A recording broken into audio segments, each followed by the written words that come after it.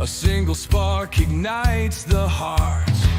But if we turn when justice calls, the chains we forge will bind us all. When truth is silenced, when lies take hold, the cost is freedom, the soul grows cold. No one stands tall while another must fall.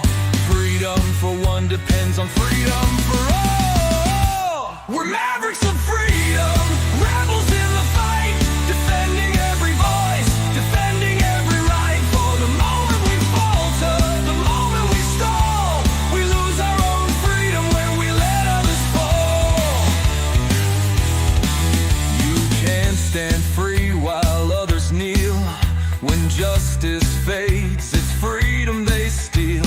An innocent condemned, a crime unspoken, and with it the bond of liberty is broken. No tyrant rules without our consent. Oppression thrives where silence is spent. Stand for the weak, the silence the small, or freedom will crumble for us all. We're mavericks of freedom, guardians of the light, fighting for the truth, for what is just and right. For the rights of one are the rights of all. We rise or we fall by answering the call. Even those we may oppose deserve the rights we all uphold. For if we deny them what is fair, we build our own prison in despair. The fight's not easy, it never will be, but justice for one is the key to be free. We stand as mavericks, together we strive, defending the rights that keep freedom alive. We're mavericks of freedom, rebels in the fight, upholding every truth, protecting every right. When one is oppressed, we're all in the thrall. Freedom for one depends on freedom for all. So take a stand, let your courage rise. Defend the truth, don't compromise. For the soul of the world, the writing's on the wall. Freedom for one depends on freedom for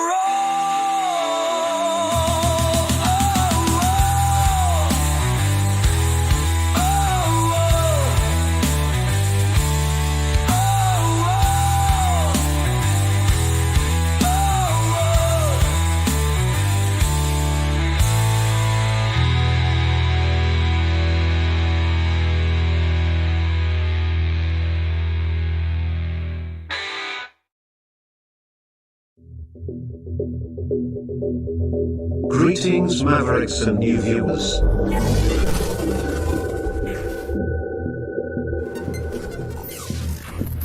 Tonight, direct and live from the Maverick News Network World Studios.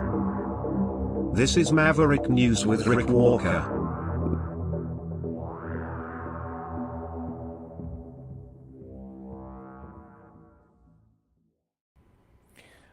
Good evening, Mavericks. Welcome back to the Maverick News Channel. Great to have everyone here. I'm not sure how you're going to feel tonight about what I'm about to say.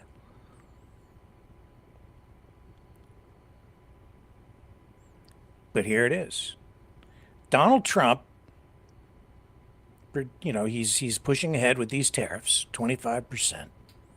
Canada, Mexico, China. Ooh. And Team Canada, already, I think, making him look like a loser. And we're just, we haven't even really started. Donald Trump looks like a great big crybaby. Team Canada has called his bluff, and we're not alone. Mexico, they haven't even really responded yet, but it's coming. And China is hitting back too. But Team Canada took the lead on this, and I'm telling you, man, he's not looking good. It looks like he's already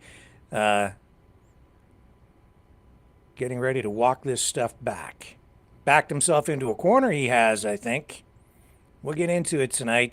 That's going to be, really the topic of discussion during the news portion of the program. But this is a special broadcast because tonight we also have joining us later Yulia Brockdorf. She's a psychologist. She has worked extensively with veterans and victims of war. She is going to join us tonight to help us understand the psychology, help us understand the psychology behind war and the impact that it has on people. And that is the most serious aspect of all of this, right? So stay tuned because tonight's program, it's one of the most important we've had in a long time. Stay with me. You know, someone very profoundly once said many years ago that if fascism ever comes to America, it'll come in the name of liberalism.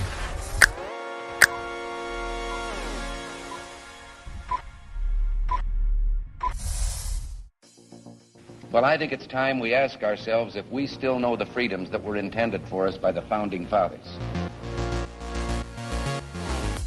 If we lose freedom here, there's no place to escape to. This is the last stand on Earth. The entire world is watching. Every dictator, every crazy dictator in the world is watching.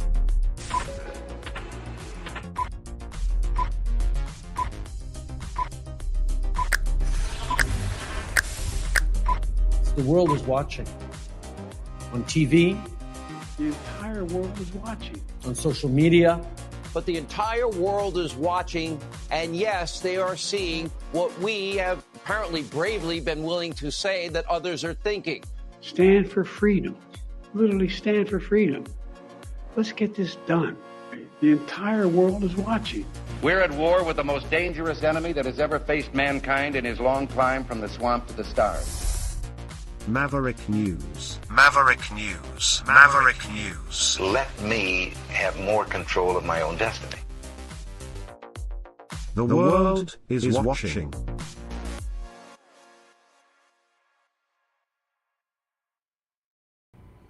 Oh, I see my fans are very active tonight in the chat. Thank you, Tinfoil Hat. He says, Rick, it's good you're finally getting help. Jesus. Thanks. Well, I appreciate your concern.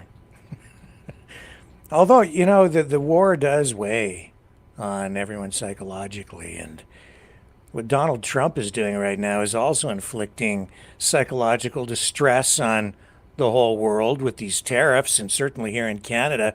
But I'll tell you right now, the language being used in this clip from Howard Lutnick tonight, you need to read between the lines, I think, a little bit here. Let's run this clip from this interview on Fox News. The tariffs are just coming into effect, and he's already talking about rolling them back. Now, he's framing it in a way that makes it look like, he's getting capitulation from Canada and Mexico. No, he's not.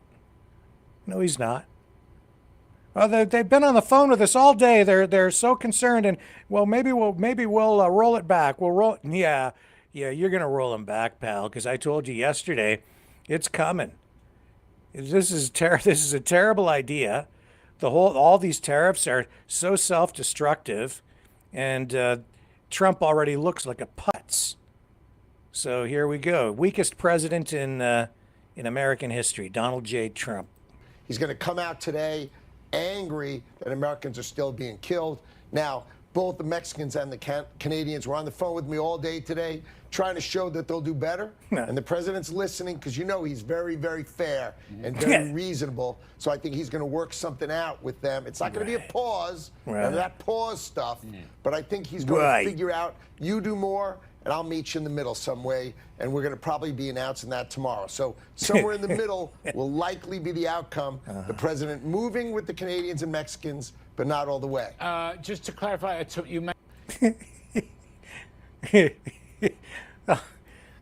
This guy, this is a these people are jokers. I told you, man, you got to hold strong, like just stand your ground. Have some pride. I'll tell you this.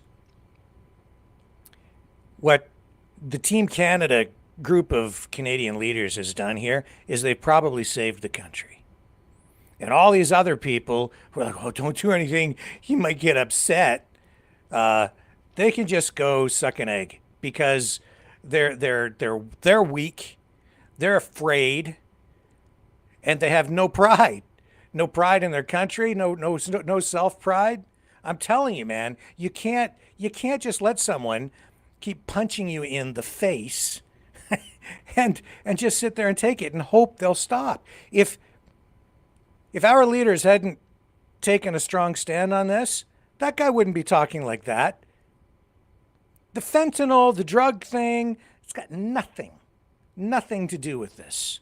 Zip, nothing. Trudeau lays that out today in his address to the media, to the world, to Canadians, and to the American people, and also directly to Donald J. Trump. I'll tell you, today Trudeau's looking pretty darn good compared to Donald J. Trump. Even Warren Buffett has come out in the last day with heavy criticism of Donald Trump. He'd been quiet on the whole tariff issue, but there's Warren Buffett, one of the richest men in the world, coming out and saying that what Donald Trump is doing amounts to an act of war, which is what I've been saying. And you can't just let someone roll in here and crush us, unless, of course, that's what you want. And some people do, and some people are compromised, and some people are just outright corrupt. But I'm not taking it laying down, and neither is Team Canada. And all partisan politics aside, here's Justin Trudeau. So today, the United States launched a trade war against Canada. Yeah. The closest partner and ally, the closest friend. The audio comes back. At the same time, they're talking about working positively with Russia, appeasing Vladimir Putin, a lying, murderous dictator. Make that make sense. Canadians are reasonable, and we are polite, but we will not back down from a fight. Not when our country and the well-being of everyone in it is at stake. At the moment, the U.S. tariffs came into effect in the early hours of this morning, and so did the Canadian response. Canada will be implementing 25% tariffs against $155 billion worth of American goods. And we're just getting started. Starting with tariffs on $30 billion worth of goods immediately, and tariffs on the remaining $125 billion of American products in 21 days' time. Encore aujourd'hui, on se voit forcé. So that was the opening salvo. Okay. I mean, this is just the stupidest thing ever. I guess Trump is going to address Congress tonight. That's happening at 9 p.m. Eastern, I believe, so we might pick that up. I'm flabbergasted, just absolutely flabbergasted. But I even though I told you guys yesterday that we're not alone, and Trump is just shooting himself in the foot, and we're going to be okay. Trump doesn't know what's coming. I'm even now surprised to see Lutnick on television today saying we might roll him back. Yeah, it's not because they were phoning him all day. It's because they see what's coming. All right? And they saw what happened to the stock market today again. Poof! Tanking. You think that's going to fly with the American people? Tanked stock market, super high inflation. They're talking about putting Trump's picture on. I saw it, like, was it a $100 bill or a $250 bill even? And I'm like, yeah, man, you're going to need those to buy bread with these tariffs in place. Tariffs are inflationary, and it's the American people who will end up paying the price the most. And the thing about what the Canadian government's doing here, and governments, because it's the provincial governments as well, they're taking a smart approach to this. They're like targeting the tariffs. It's not across the board. It's not everything. It's just, where it's going to hurt them the most. Kick them right in the shins, the gonads, whatever. Like really make it hurt. Okay? And that's the smart approach. That's the way to do it. Minimize the pain on Canadians, maximize the pain on your opponent, which is not the American people. It's Donald J. Trump and his stupidity. And the guy just lies. He's just lie. He lied again today about the Canadian banking system. Just lies. And they don't allow American banks into the Canadian banking system. Yes, we do. There are a bunch of American banks operating up here, you idiot. Seriously, how can this guy not know this? And he keeps repeating it. And Justin Trudeau, in his address, pointed that out today. We have American banks here. Now, they have to comply with Canadian banking laws, but we have American banks here. Oh, and Canadian banks. Okay?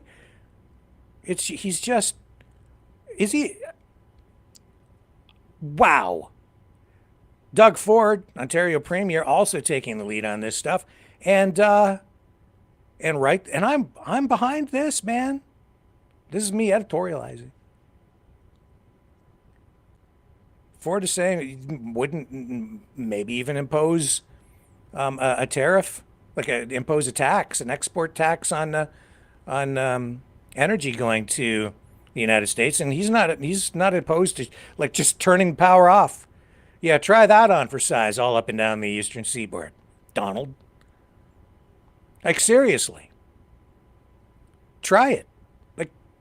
Keep going. You F around, he's finding out.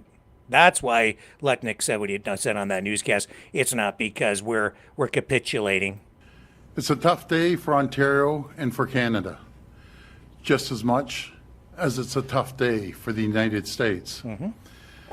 Because, well, there's no question President Trump's tariffs on Canada will hurt us. They will also hurt Americans. U.S. markets are on the decline. In fact, the S&P 500 has already wiped out over $3 trillion in value. Factory floors and assembly lines across the American Rust Belt will start to close. American workers will be out of a job. American families will be poorer. This is not the outcome anyone wanted. Over the past few months, we've taken a strong, united Team Canada approach. The federal government, provinces and territories, municipalities, unions, business leaders who have all made the case. We're so much stronger together. I've spoken to governors, senators, congressmen and women from every region, both Democrats and Republicans. They know, they tell me, these tariffs are a massive mistake. Absolutely. We could have stayed focused. Yeah. We could have poured our effort into making Canada, the U.S., the two richest, most successful, safest, most secure two countries on the planet. Unfortunately, one man, President Trump, has chosen chaos instead. Yeah. Now, we have no choice. We have to respond. Yep. Earlier this morning, Prime Minister Trudeau and his team announced retaliatory tariffs. They have my full support for a strong and forceful response. Tariff for tariff, dollar for dollar. As they do, the federal government needs to ensure it's getting revenues from its tariffs to impacted workers and businesses as soon as possible. To support the federal government's efforts, Ontario will also launch its first round of retaliation. Starting today, LCBO, the largest purchaser of alcohol in the world, will begin removing U.S. products from its store shelves. And as the exclusive wholesaler, American brands will no longer be available in LCBO catalog, meaning other retailers, bars, and restaurants in the province will no longer be able to restock U.S. products. This is an enormous hit to the American producers. Every year, the LCBO sells nearly $1 billion worth of U.S. wine, beer, cider, seltzers, and spirits, including more than 3,600 products from 35 states. As of today, every single one of these products is off the shelves.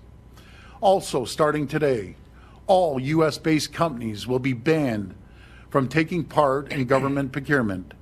Every year, the province and its agencies spend about $30 billion on procurement, alongside our more than $200 billion plan to build infrastructure. U.S.-based businesses will now lose out on tens of billions of dollars in revenues. They only have President Trump to blame. Yep.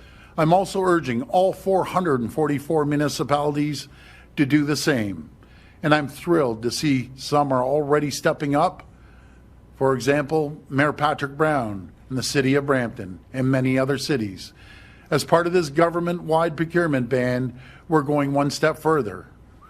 We're ripping up Ontario's contract with Starlink. It's done, it's gone. We won't award contracts to people who enable and encourage economic attacks on our province and our country. Alongside federal tariffs and the measures my fellow premiers are bringing forward, this Team Canada's opening response.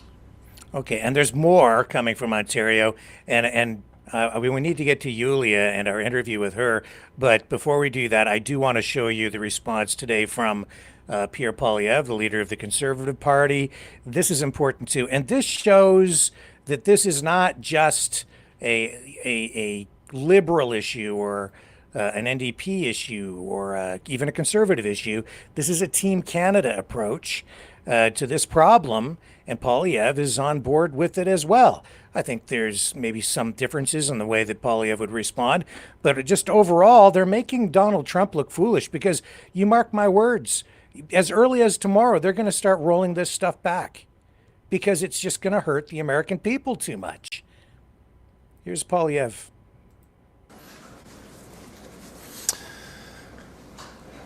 At 12:01 a.m., President Trump stabbed America's best friend in the back.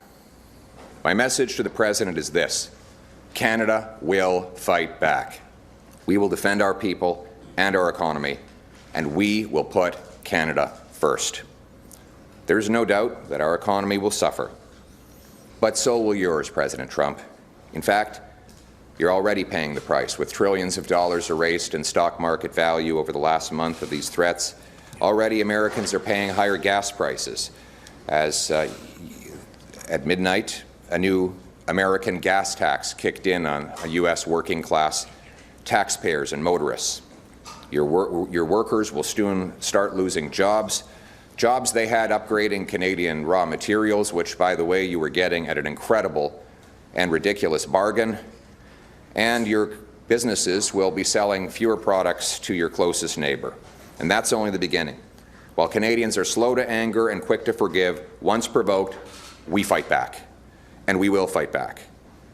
Now, I'd like to speak to the millions of Canadians who are anxious today after learning that President Trump has attacked our economy, to the auto workers, the forestry workers, the steel and aluminum workers, the mining and energy workers, the truckers, the farmers, to all of you who get out of bed before the sun rises and do the labor of the nation.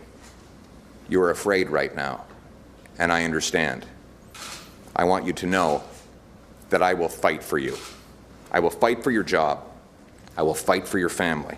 I will fight for your chance at owning and paying off a home, and I will fight for your retirement. And I will fight to put Canada first. Before these tariffs came in this morning, you must have been asking yourself, how could things get any worse? Before these tariffs, you were already suffering. You wondered how you'd pay the rent or eventually dream of buying a home after housing costs had doubled over the last decade, rising faster than in any other G7 country. You've downgraded your diet as food prices have risen 37% faster in Canada than in the United States over the last 5 years. You might be one of the 2 million people, a record-breaking number, lined up at food banks, a number that has more than doubled before these tariffs applied. You've likely noticed that your paycheck is not keeping up with the record inflation, as Canada's GDP has grown less and lower than any other G7 country over the last decade. You might have noticed that your company has already been moving jobs to the United States as greedy and self-serving CEOs put their share prices ahead of your job, and $500 billion net has left from Canada to Trump's America under the current Liberal government. And now this. But I'm here with a message of hope. We will overcome this attack on our economy, and I have a plan to do it. First, we must retaliate, targeting American goods in the following order. A, goods that we can make ourselves. B, goods we don't need. And C, goods we can get from elsewhere. Second, counter tariffs must not be a cash cow for the government. Almost every penny of the tariffs collected should go to tax cuts, with a small sum set aside for targeted relief to workers hardest hit by the trade war. None of the money should go to new government spending and programs. We must not allow politicians to dishonestly use this crisis to once again launch a debt-fueled, money-printing spending spree that will drive up inflation and further destroy the working class and hit the poorest people the hardest. Third, we must immediately pass a bring-it-home tax cut on work, investment, energy, and home building. The idea is to neutralize the cost of the tariffs with lower taxes and incentivize massive new investment in building stuff here in this country. The obvious place to start is to get rid of the Liberal carbon tax, then axe the sales tax on new homes. We need to reverse the Liberal capital gains tax hike and slash income tax so that hard work pays off and you bring home more of each dollar you earn. Fourth, we must immediately repeal the Liberal No New Pipelines Law, C-69, a law that not only blocks all pipelines but stops mines, refineries, export plants, and all kinds of other energy infrastructure and makes us hopelessly reliant on one customer, the Americans, a customer we cannot count on anymore. We must greenlight LNG plants that Liberals say there is no business case for, so that we can no longer have to sell our 100% of our LNG, our gas exports to the Americans. We can sell it to Asia and Europe and help break the European dependence on Putin, turning dollars for dictators into paychecks for our people. 5, you know what industry Donald Trump does not control in Canada? Home building. It is a homegrown industry. We must get rid of all taxes and red tape to unleash the biggest home building boom this country has ever seen, bigger than the post-war boom when our heroes were coming back from that war. We need to build homes faster than ever, and that means removing the bureaucracy, the red tape, the taxes, and the gatekeepers, and I will make it happen. That will also boost the demand for softwood lumber. The loggers are suffering after Biden hit them with tariffs already. And 6, let's get our provinces together to knock down trade barriers so that we can lower prices and boost wages for our people. 7, we must secure our borders and rebuild our military to assert our sovereignty and strength in the world. All these things, axing taxes, building homes, unleashing construction of our resources, fixing the budget, stopping crime, all of these things were conservative fixations before the tariffs. Now they are even more necessary. But none of these things have happened in the last 100 days since Trump first launched his tariff threats. Look behind me. Parliament has been closed. Liberals shut it down to focus on their political battles. So the job-killing carbon tax is still in place. The sales tax is still in place on new homes. The no new pipelines. Okay, so we need to pull out of that because we've got Yulia waiting in the back room here, and we can come back to this subject maybe later in the broadcast. Maybe if we pick up the address to Congress by Trump later on this evening. I think I'll probably still be around at that point. And if there's a chance, we might go to the phones. And then you guys can weigh in on this issue and share your thoughts as we do here sometimes. So stay with me. There's more to come with Yulia on the other side of this.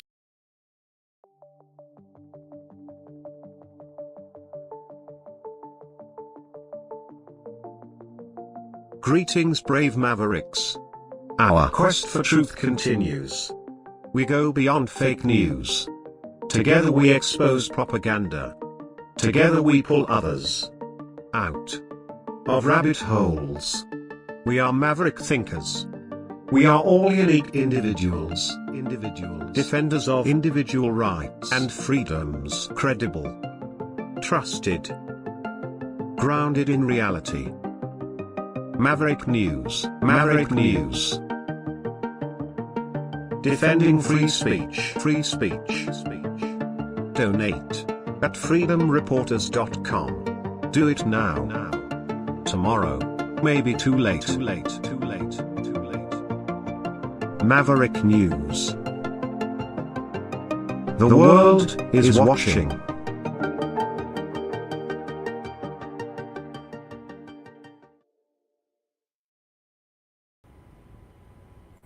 Let's bring our special guest in, Yulia Brockdorf. Hello. Hi, Rick. Thanks for having me. Welcome. It's a privilege to have you on the program tonight. Thank you so much. Pleasure. So, Yulia, I know that you're a psychologist. Is that? I'm psychotherapist. Psychotherapist. Yes. And yes. I'm gonna throw it to you to kind of introduce yourself and explain what it is you do so that I don't mess it up. Oh, absolutely. Do many different things. Right now, with the war against Ukraine, I do a lot of volunteer work. My day job, I'm psychotherapist and I'm dietitian. I'm small business owner here in Oregon. But with the full-scale invasion of Ukraine, I volunteer by day, by night, and every waking moment, because I think all resources must be pulled together to help Ukraine win. And if we are going to truly live by our values, we need to put our energy, our resources where our mouth is. That these values are not just professed, these values are lived and exemplified by our lives. So I co-founded a nonprofit named Dawn.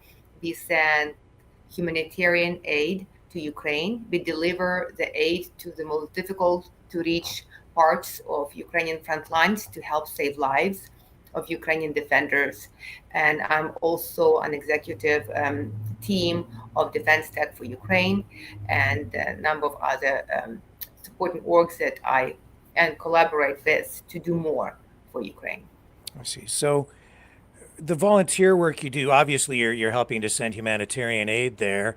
Are you, and I know you have extensive work experience working with veterans and victims of war.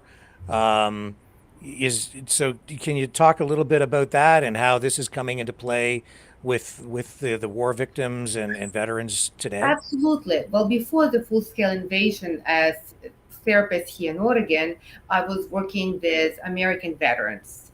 And that's something I specialize with, and I'm a behavioral staff provider, and I work with those men and women who have stood by United States and have sacrificed the most. So that was the skill that I have gained and honed here working in the States. And when the full scale began, I started working with the veterans in Ukraine. At first it was in the hospitals when they were rehabbing, but then it transcended to working with active duty guys and women, because that's where the help, I think, is very needed. There's least amount of resources available. And some of these people are Ukrainian defenders. Some of these people are defenders of Ukraine who are Americans. They are people who believe in democracy, who believe in freedom. You talked about sovereignty so much, and these are the individuals for whom sovereignty flows through veins, through their blood, through their whole being. So they are standing on the right side of history.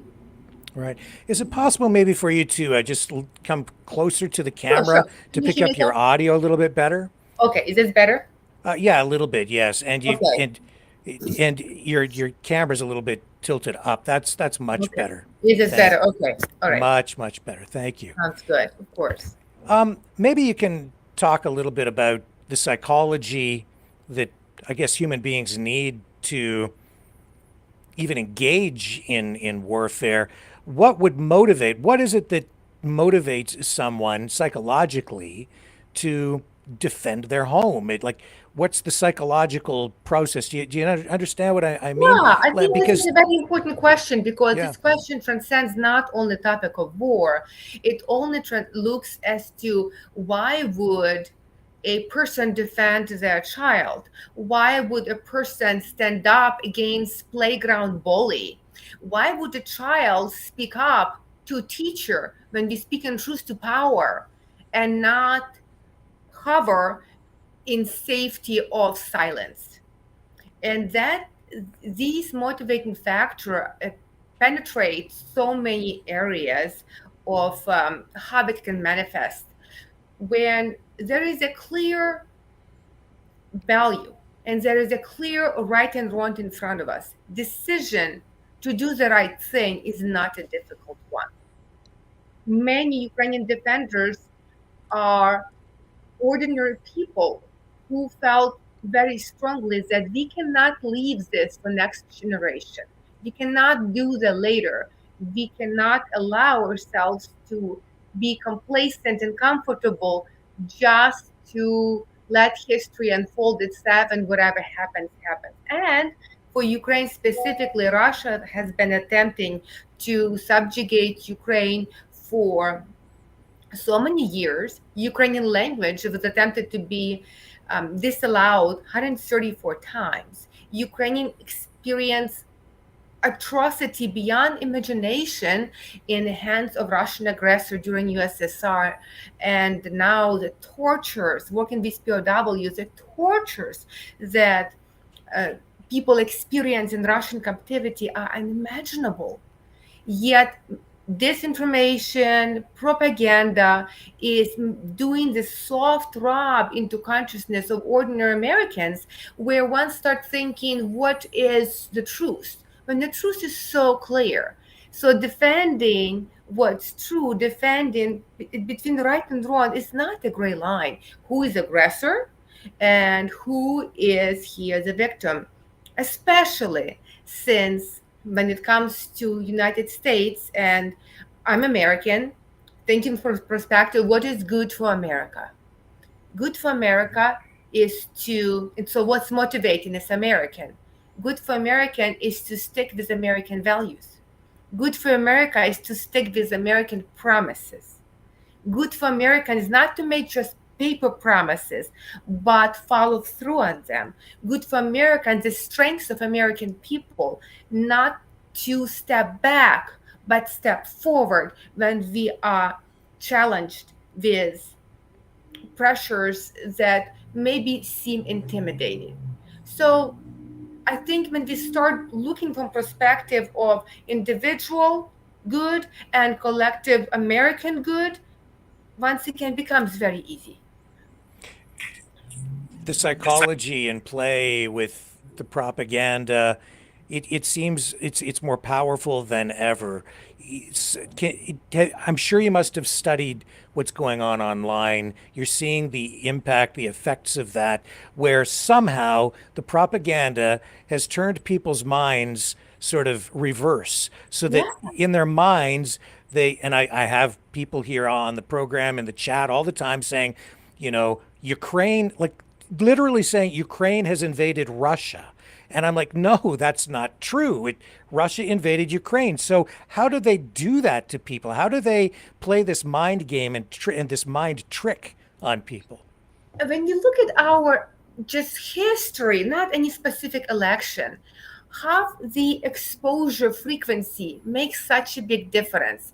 When somebody hears some untruths, far often loud and frequent enough, our brain starts oftentimes, if we do not harness our own intentional engagement with collecting true information, with disproving fake news coming down the pipeline. If we do not invest in it, it becomes that untruth starts looking really possibly, potentially plausible. Plus, not wanting to hurt somebody else's feelings also becomes a term for engaging in a manner of placating others. And that these soft propaganda messages have meaning that people start creating stories. People as individuals live in stories. So when they're given some sort of nugget, a morsel of something enticing to the brain, people wrap it around in story, then they hear it again and again and again, and now there is a bigger story. Now I believe the story, now it's mine, and this is what I believe, even though when you pull back the layers, it actually very divergent from anything real.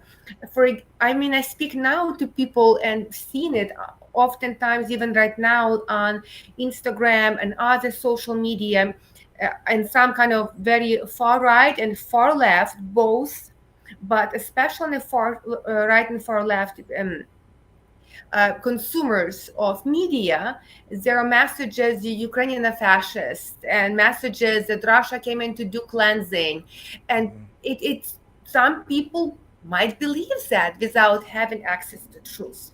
There is incorrect information about some of the fighters of Ukrainian defenders of Mariupol. So there is just so many layers, and it just keeps being woven. And there's money.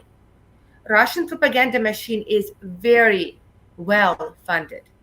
Russian propaganda machine is intelligent, is invested in, and is strategic. If we sit back and think that by consuming information as is and not checking in with facts, or being just in an echo chamber of our own opinions, we will be able to be immune to that. I believe we as individuals are mistaken about our perception ability to withstand that. Yeah, and I guess the important thing to consider here is that Ukrainians are just really, they're defending their home. That's what motivates them. They're defending their home, their country. They're defending their families. They're literally defending their families, because we've seen entire families killed as Russian troops have come into the country. So I don't know how else to kind of lay it out for people, but somehow people are losing sight of that. And maybe it's just all this talk about money and how much it's costing. Is it ignorance with people, or is it because they're so detached and there's an ocean separating us? What is it that... We are comfortable. United States have not seen war on our land for a very long time. People see war only on TV and in 3D video games and other type of means of interaction. And war is ugly. War is not entertainment. War is death. War is suffering. War is destruction of things and those most dear to us. So when it comes to defending, if would not any person, especially a person who might think the Ukraine should roll over and give up the land or give up the sovereignty or be forced into negotiation from position of weakness, would these same individual be okay with being asked to vacate their homes and give it up for someone else? The president said that if we don't have a border, we don't have a country. And yet, some people feel like it's somehow okay for Ukraine to negotiate her borders. Because we do know that it doesn't stop with Putin. He made it very clear that he wants to restore the USSR borders, and he wants to create a new world order. Do American people want new world order as posited by Russian regime? I mean, is this what we now want in the United States? I think not. On either side of the political spectrum. And also there have been great studies looking at how can people become so able to turn from a good person to sadistic person to do some really evil acts. And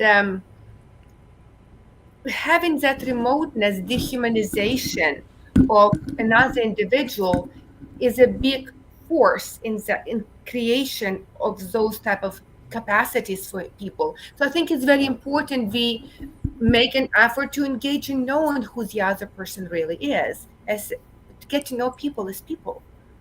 Right. And I guess when you're dealing with like a variety of psychological problems when you're dealing with veterans who are engaging in warfare.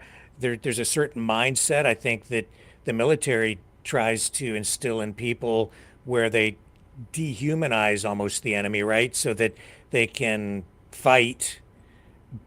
And can you just talk about that and how the impact of what, being in battle actually has on human beings afterward, and how do you help people I cope with worked that? with veterans both in Ukraine and United States, American veterans, who were able to do their job and perform it excellently and achieve objectives of their mission. Some dehumanized and some did not. There is an aspect of stopping and achieving particular outcomes, and there is an aspect of going a couple steps further and having a different relationship with that mission outcomes. The soldier is trained to complete the mission, and that's the objective. And he or she is going to work toward accomplishing together with the team to accomplishing that mission. It's very important for the soldier to have goals. You ask how do people do it? Having goals, having direction, knowing what you're doing that for, knowing what you're doing. That all matters. That helps to retain psychological cohesion and stability of mind. And also, there is a very different relationship in the with your bodies right there than it is here in civilian world when we are so focused on a self versus there. It's not about the self, it's about the mission. And that's a very big different attitude than we have in civilian versus deployment spaces. So how do you provide service or help veterans? Obviously, if you're dealing with Americans who are back in America, you can meet with them. Yeah, I meet But them in person or online. Yeah, you meet with some of these people over the internet. some yes, but in Ukraine, I oftentimes work either a distance or I work with them in person right there in the front. Okay. I And go do you work with civilians at all as well or not? in the States, yes. In the States, I work with civilians quite a bit as well. Yeah, and the reason I ask is because I know that, a lot of families have lost their children. In some cases, children have been kidnapped. I think we have about 20,000 children, Ukrainian children, who have been taken from their families and taken to Russia. That in itself must be just psychologically devastating. Yes, and I know families who have lost their children. I have no families who lost their parents. We have I provide services. I'm able to deliver services in Ukrainian language, so there are not many Ukrainian psychotherapists here in Oregon. But I'm also a supervisor, clinical supervisor, so I help other therapists to move up and be able to work toward licensure, so that I can have the competency to provide appropriate psychotherapy services. So with it's difficult. I'm trauma specialist. That's before the full-scale invasion. I've done a lot of trauma work, and this is what I specialize in. So taking that and delivering that support in Ukraine, I feel like sometimes need to be changed because I don't have the full 55 minutes sometimes with the person. Sometimes it's become a different structure to therapy. Sometimes it's 15-20 minute sessions, and they are effective. short session where people come with very specific objective and they address that very specific objective. And we work with what we have, just like it would be nice to have ability to have PPO to defend all our skies from ballistic missiles. But as of today, that's now been put on pause. And yet people show up and do their work. People are driven by goals greater than themselves. And that's, we often read about that in books. It's aspirational talks and people in the end during graduation speeches. But when the rubber meets the road, that's legit. Having that clarity and that focus is what makes person be a bystander and be lukewarm, sitting there waiting for something to change and happen, versus person who is able to engage and participate as history is in the making. Mm-hmm. The long-term impact from this, I think that anybody who has lived through this, all Ukrainians, I'm sure, have been changed by this forever. You help people cope, you help the veterans cope, but exposure to this, and I know I can't fully relate to this because I've lived a life of privilege here, where I've never lived in a war zone, but to be living with the constant threat of an attack, missiles, glide bombs, constantly worried about safety, and then to actually, for many people, to become actually directly engaged in battle or to come under attack, and no matter how much support they get, it must change someone forever. It's very difficult. It's the children who have now, they've been here for a few years and they still have difficulty sleeping. People hear siren of ambulance rushing by and it floods them with a fear response of thinking that's a siren. People are constantly on alert whether or not their family member is able to connect with them or not at a particular set time. Mm-hmm. Many people here have their loved ones also on the front. It's consequential. It's very consequential to immediate individual, but also if you look at the multi-generational trauma, people who survived Holocaust, and impact of that multi-generational trauma on the descendants. It changes biology. We look at the research on the adverse childhood experiences. All children of Ukraine now have adverse childhood experiences just because they lived and were born during this time of war. And that impacts neurobiology, that informs chronic disease manifestation, that informs autoimmune diseases.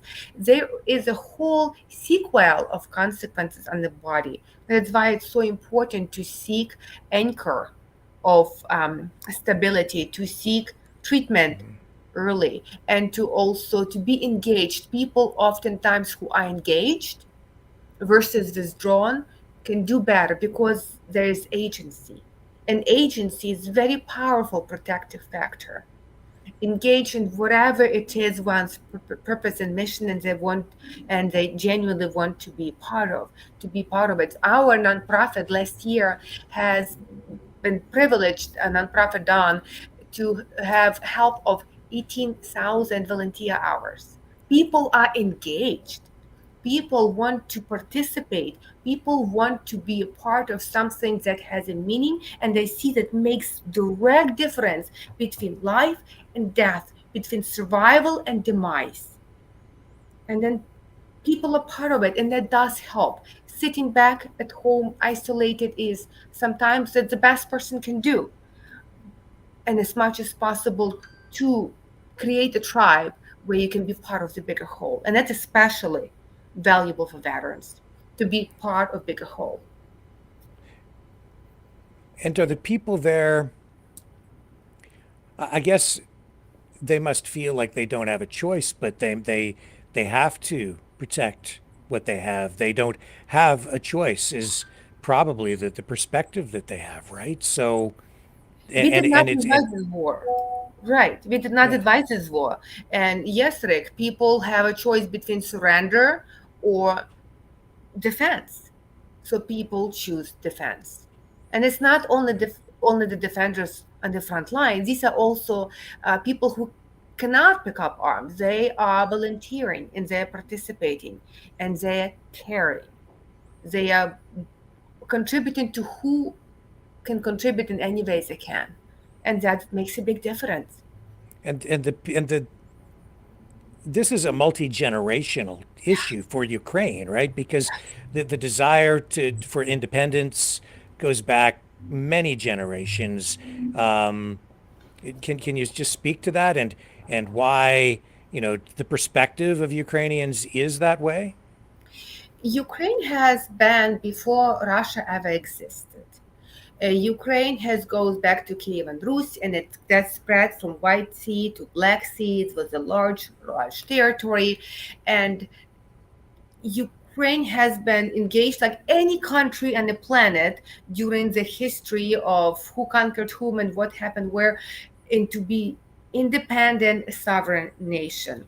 Now with USSR, just kind of roll the time up right now to USSR, Ukraine paid the highest price because at first 1932-33 there was starvation, mass starvation, Holodomor. Members of my own families were killed during that starvation.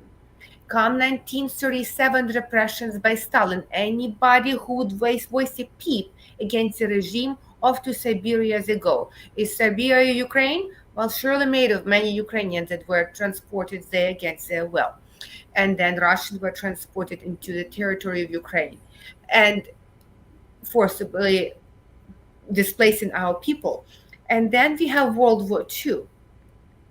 Over 50% that makes up Red Army were people from Ukraine.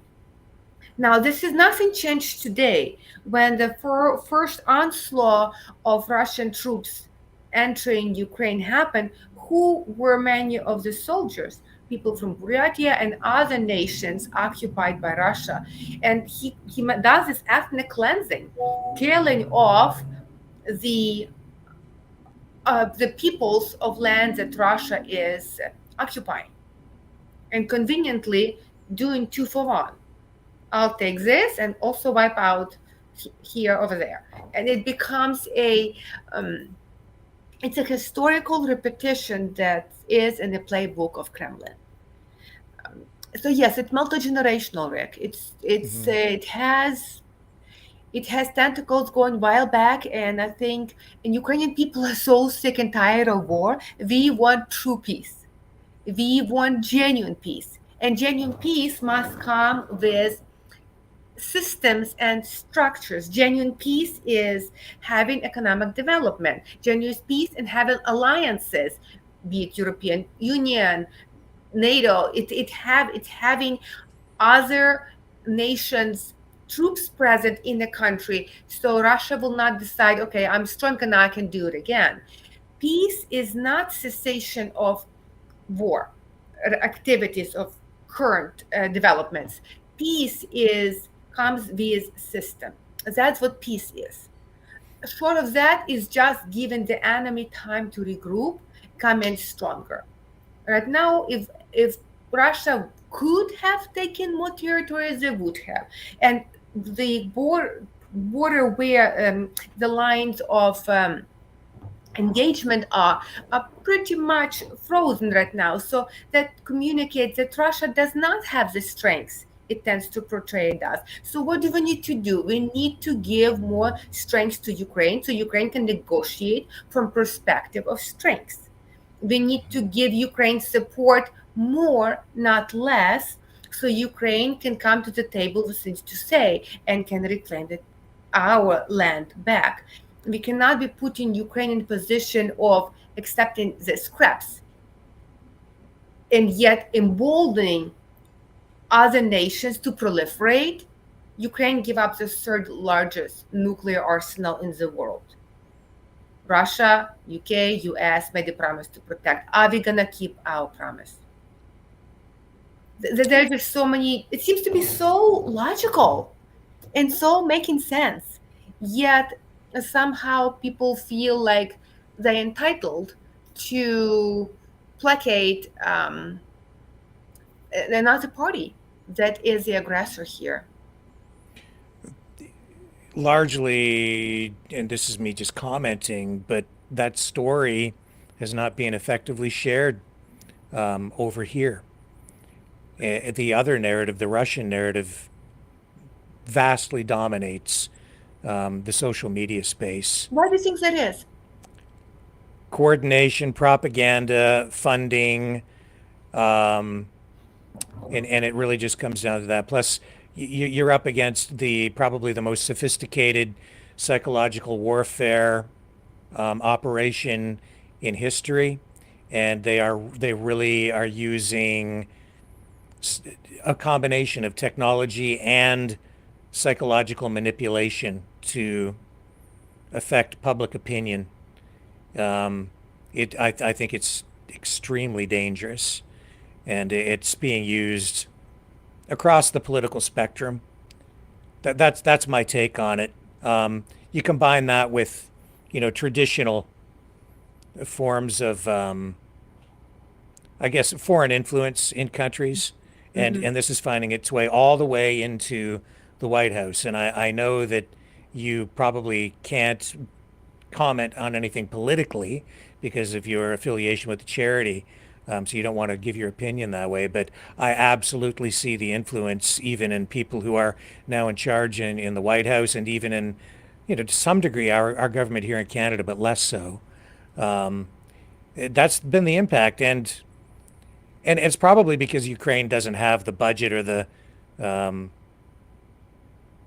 propaganda machine that Russia has. Russia has invested in this as an absolute for a long one of their main weapons. It's been strategic investment for Russia, right? And it's and of course it's paying off. Yeah. People have people also do not. I think the other piece is people do not read history. Yes. And people find I think of like kids in high school, middle school. History is boring. Yes. History is the most important topic. It's a key to the whole problem here. Yeah. Yes, you're right, because people are then very vulnerable to any kind of narrative that might be planted in their minds. You can tell someone a lie, and if they don't know anything different because they haven't been taught and haven't learned history, then they're putty in the hands of a psychological manipulator. And it becomes very easy to, especially when it has a psychological grasp, going against a particular, or aligning that piece of misinformation with particular feeling that it arouses. People get really gung-ho about that, and that causes damage to the very people who are engaged in consuming that type of untruth. And I think we need to be careful with fact-checking and the truth and untruth narratives that they propagate. I was really appalled here talking at times with people who would make comments about Ukrainians being Nazis. I'm like, what are you talking about? Our president is Jewish, and the very people that they labeled, that's like we eat children. I'm like, where is this even coming from? And the kind of narratives that we're spouting out, I could not make it up if I tried. And these are that the narrative of propaganda that Russians came in to rescue Russian in the Russian territory, Russian-speaking territories of Ukraine.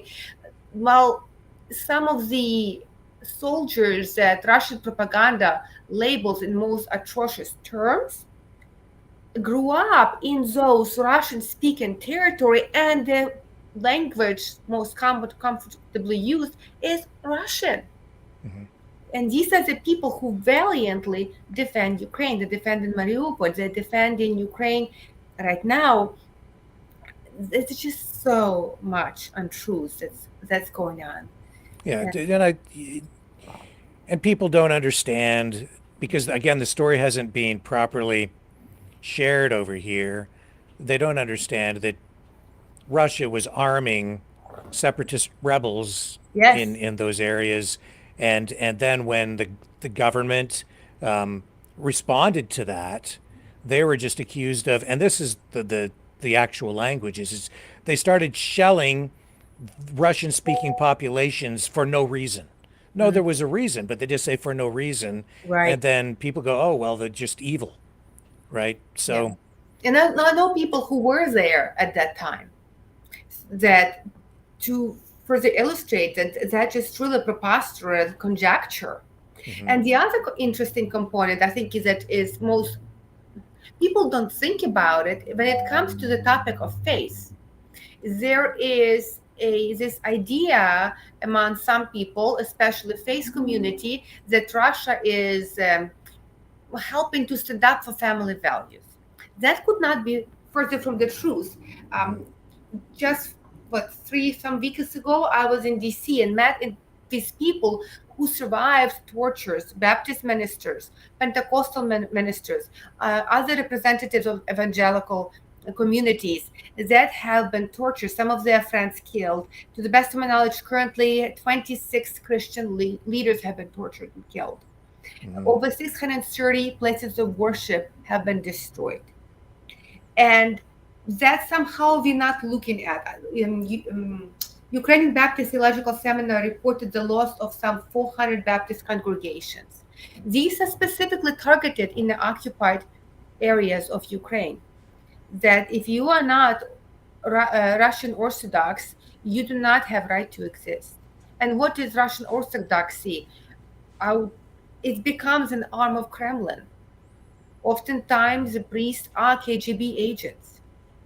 And if you are not working with us, you're against us. So there's so many people who might be receiving misinformation from Russian propaganda as to what's happening in Ukraine. But the truth oftentimes is the flip of whatever you hear from Russian sources. So if they are saying that Ukraine does not allow particular faith, then it's likely exactly what's going on. It's a really flip. It's a new speak. It takes Orwellian concept and manifests them with a current AI and the force of technology. Very important point that you're making there. And I'm going to show everybody here some video from a cemetery in Kharkiv, where this illustrates that the massive sacrifice for freedom that the Ukrainian people have the sacrifice that they've made.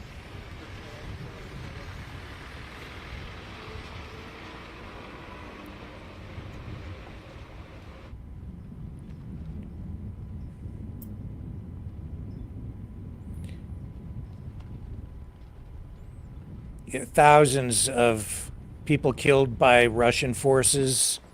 Thousands of Ukrainians have given their lives defending their home.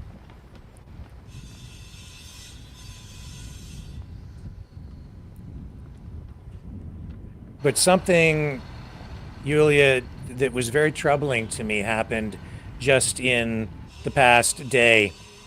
So, other videos from this cemetery are circulating out there, of course, and some of these have been repurposed by the Russians. And I was sent one where just by adding a caption, flipping it around, the video with a caption said something to the effect of, well, they blamed NATO for this. And it was just appalling to me, and it's having, a real reverse impact psychologically on people, where it just blew my mind that people were looking at it that way, because that was the way they completely flipped it upside down. Yeah. But we have to remember that those people were killed by Russian invaders. Yeah. That's the truth. But all they had to do was take the video and change the context, and people are thinking of it in the opposite way. It's a mind game, and it's sick. And it's so pervasive. And that's just with my great wish for people to stand up and wake up. But vicious are vicious. We need to do things like talk about it, talk about the truth of what is and what is not. Yeah. And I have seen firsthand how the Ukrainian army fights. These are ethical guys. And I personally lost people I care very deeply about who are laying in one of these type of cemeteries. And they are blaming where the blame is. The blame is Russian invasion. And we had the international community give Ukraine promise to protect her. Ukraine disarmed. I would venture to ask, how would any nation in the world be motivated to engage in peace conversation, engage in trying to disarm and not proliferate after using example of Ukraine? It's like, don't do that, right? Because that becomes a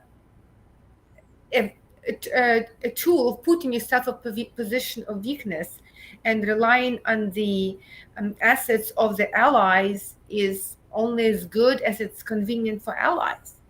Mm-hmm. You know, the other thing that, this is the other reason I'm so glad you're here tonight, because one of the things that really broadened my perspective on this conflict was the massacre in Bucha. Mm-hmm. Immediately when that happened, the Russian propaganda machine went into high gear, and they started to they instantly blamed Ukraine for the massacre in Bucha, killing their own people. Yeah. And they did. It was believable. I mean, the way that they presented it, and they had their top tier propagandists out there sharing that information, constantly hammering on it for a while. But over time, investigations have come out showing very clearly and proving with time dated cell phone records from Russian soldiers who went into Bucha. They killed the civilians, just civilians, war crime in people's homes. They invaded people's, their houses, killed the people, dragged people out into the streets, massacred them. There's, a huge gravesite there. And the investigations have proven undeniable that it was Russians that did it. But the really sick, twisted thing is not only was it a war crime, the propagandists participated in that war crime. They're as guilty of the war crime, in my view, for lying about it and blaming it on the Ukrainians for killing their own people. To me, that is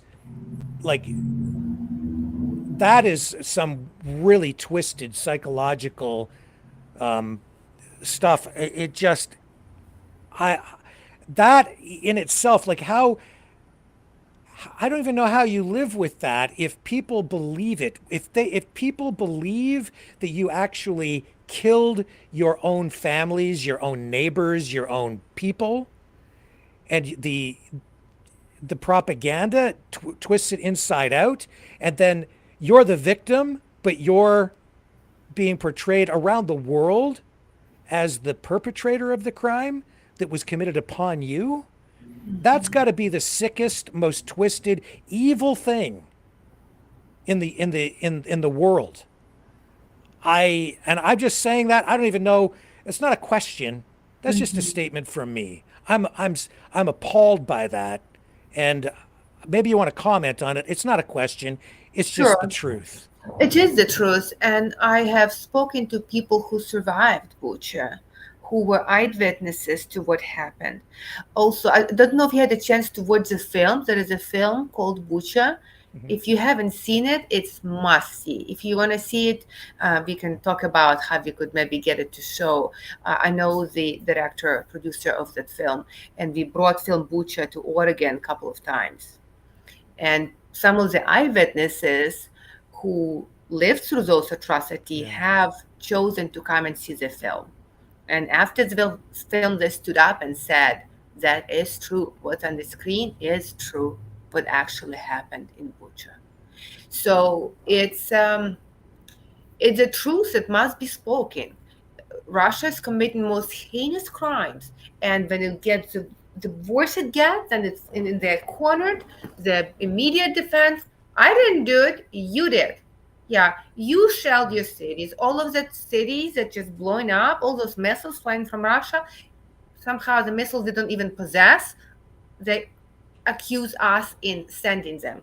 The amount of it, but doesn't have any logic whatsoever. But yet they're going forward with those narratives, and unfortunately, some people are swallowing those narratives, regardless how untrue they are and how preposterous and deviated from reality this is.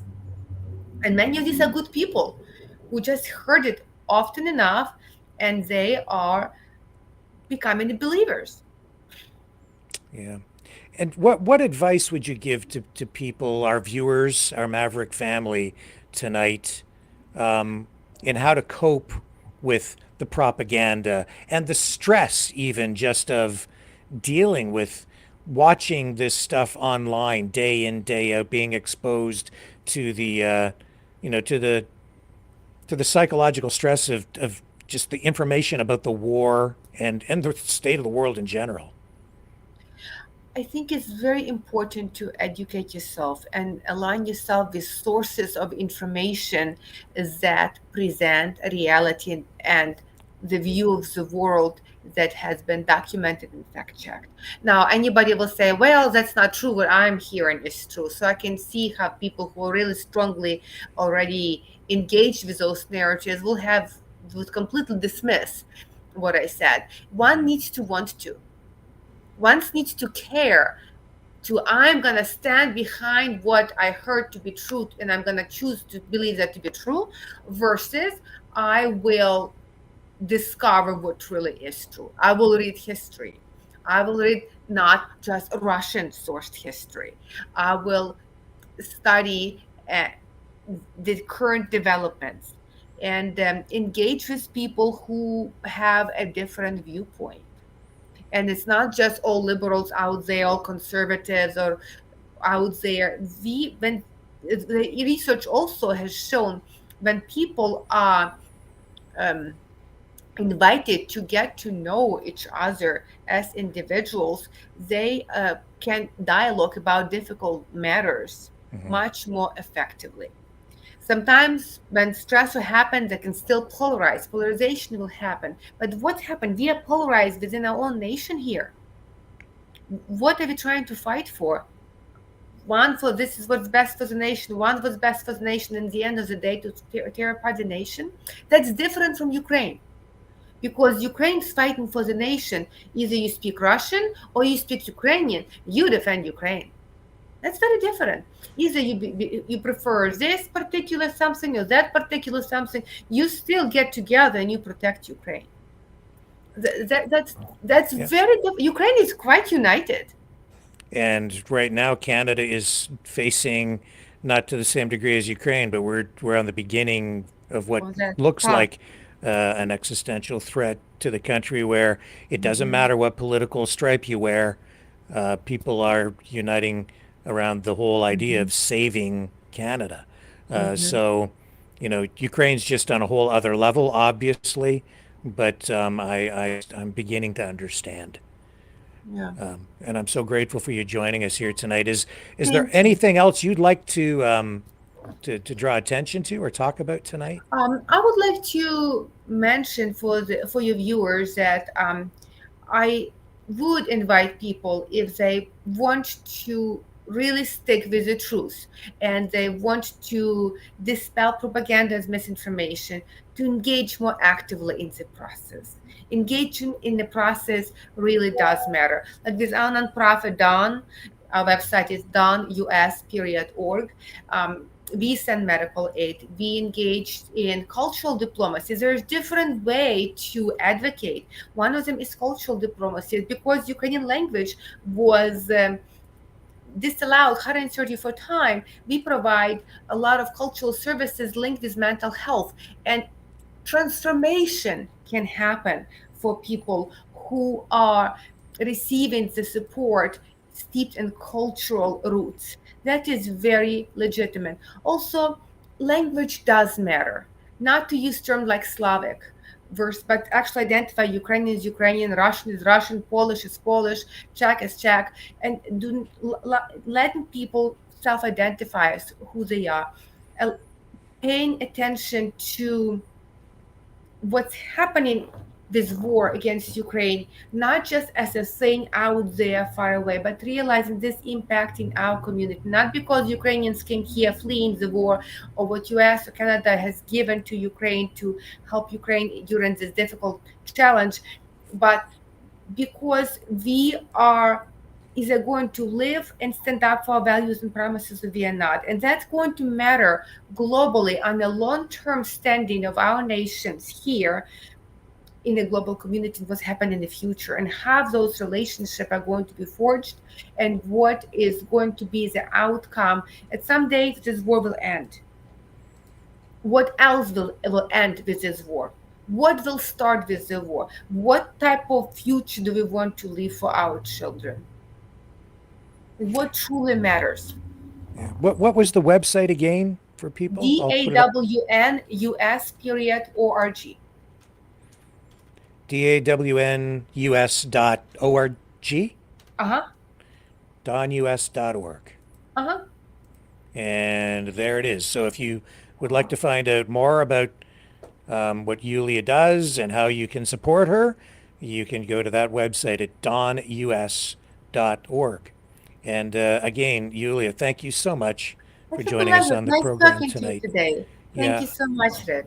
Thank you. I'm going to send you an email because I'm going to ask you a little bit more about that movie, that documentary, and I'll find out more about that. So look for that email. It'll be coming your way. Thank you. Look forward to talking to you. Take care. Thank you. And folks, I will be back in a moment with more.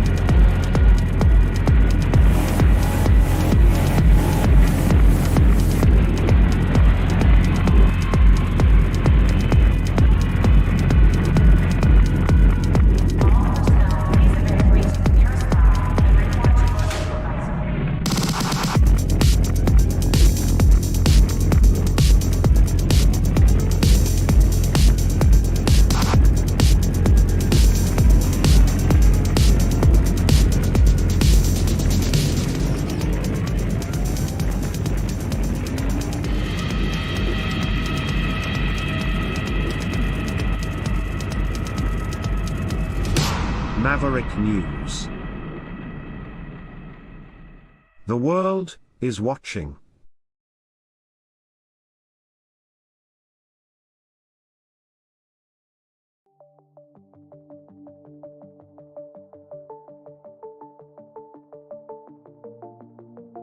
Greetings, brave Mavericks. Our quest for truth continues. We go beyond fake news. Together we expose propaganda. Together we pull others out of rabbit holes. We are maverick thinkers.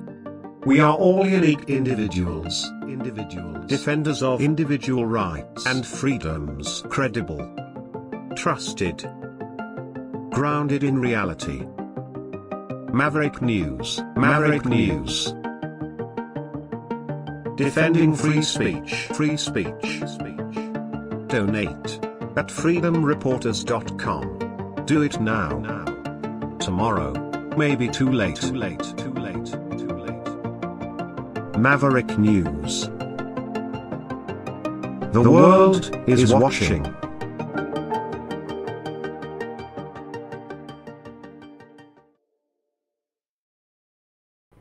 Okay, and I'm back. Oh, I still have the graphic up there for Yulia's website, donus.org.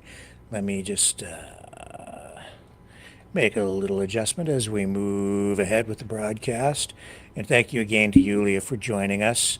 And thank you, all of you, for sticking around, because I know the war is a very divisive subject, And I every time we talk about the war one way or the other, whatever it is that we're talking about, if people don't agree with that side, a bunch of people leave. But for those of you who are still here, you have the open minds. So thank you for letting her deliver her message to you, so that you get a full, broad perspective on everything. That's how you get closer to the truth.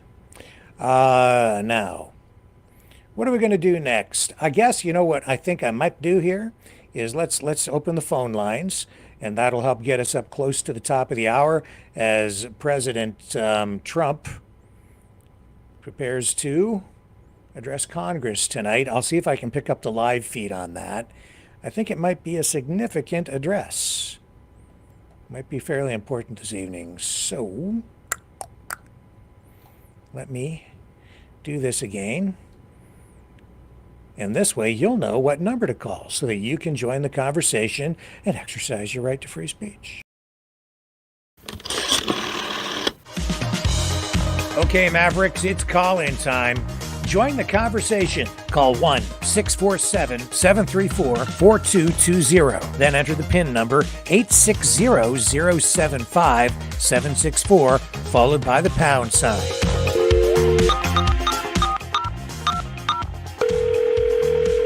Exercise your right to free speech. Call 1-647-734-4220. Then enter the PIN number 860075-764, followed by the pound sign.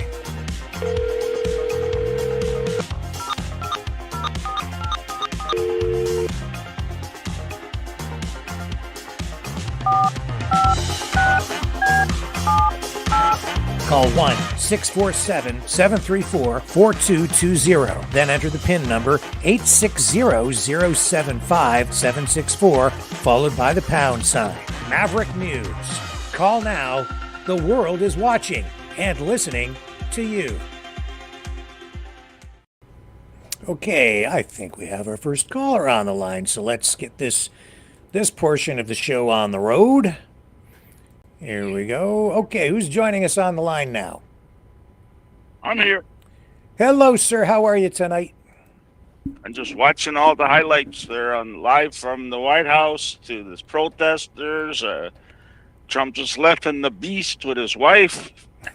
He's on his way. Oh, this is Johnny from Toronto, by the way, in case anybody... I got put on the ground to see everything.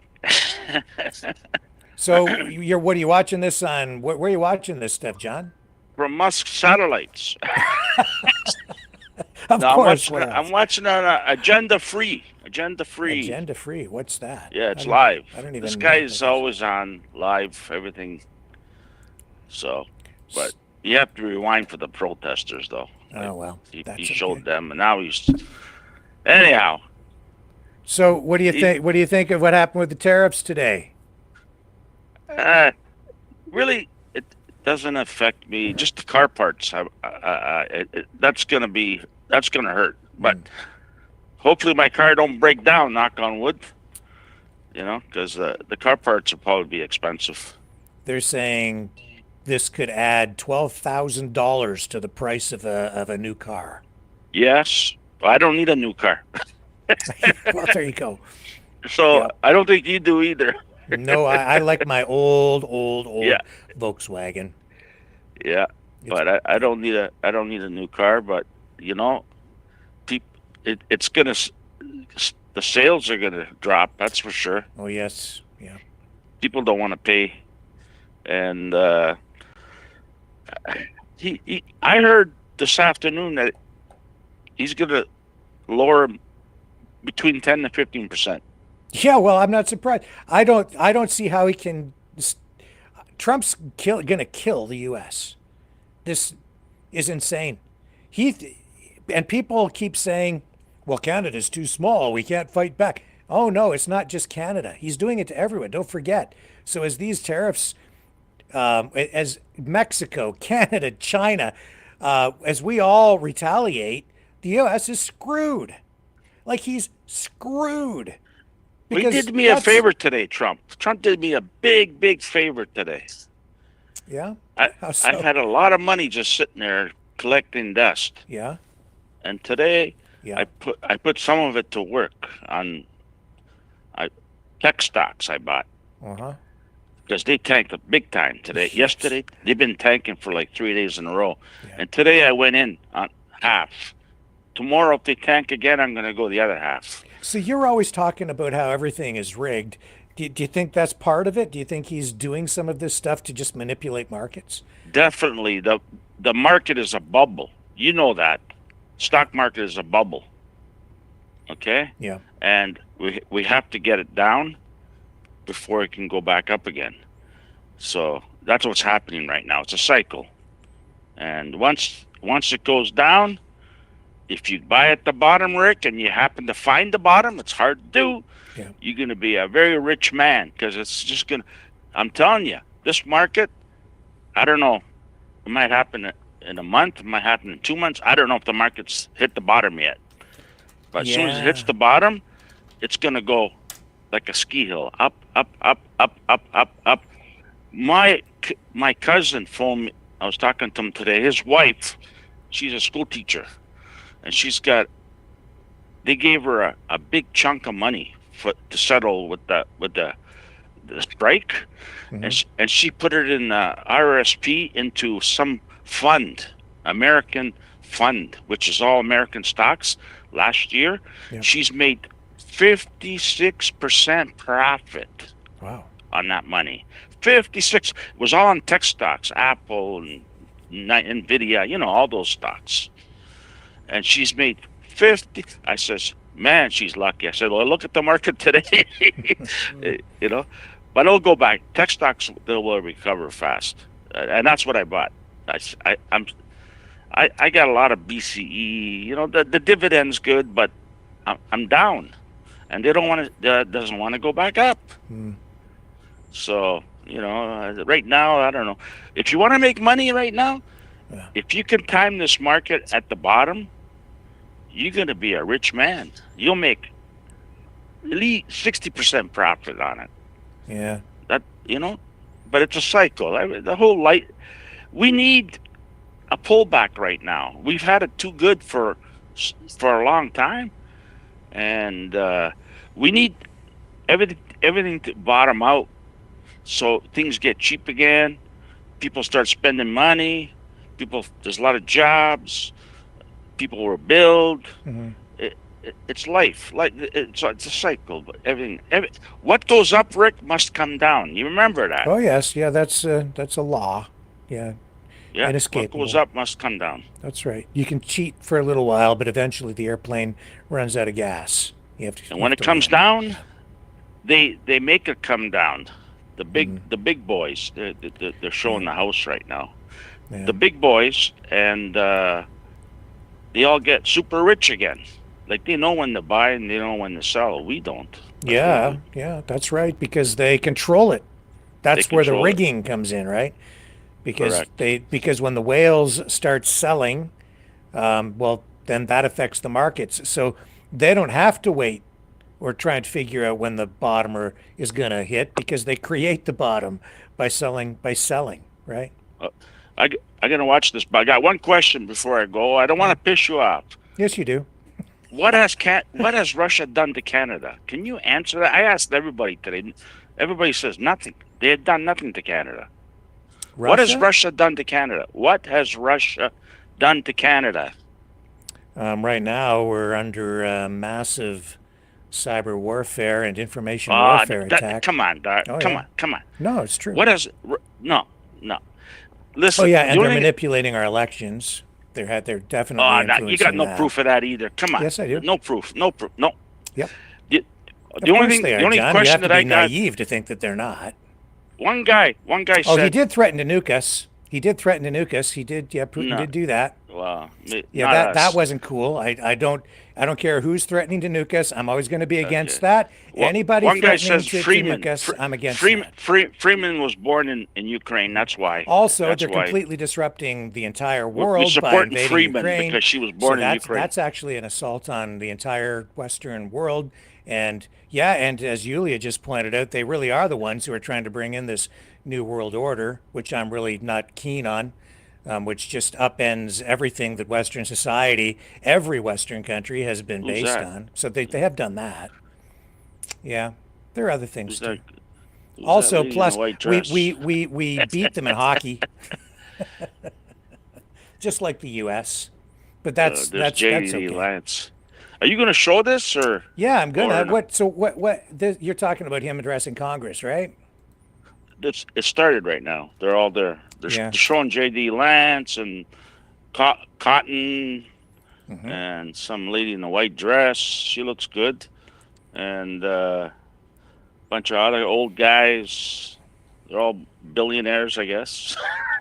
Let's see here. So I'll check. Yeah. Where do we go Yeah. for this one tonight? Anyways, it looks Trump's not there yet. He just left the White House. Here we go. I've got her. I've got the feed. I think Musk He's is got up his on the. he's got his orange suit on there, Rick, just for you. Who's got the orange suit man. on? Oh, orange man. Hang on, I've got another call coming in here. Who else do we have on the line joining us tonight? Here we go. Hang on. Who else? Who's on the line with us now?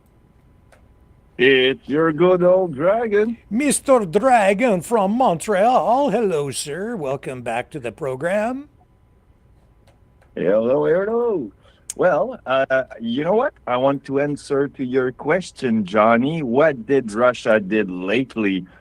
Hold on.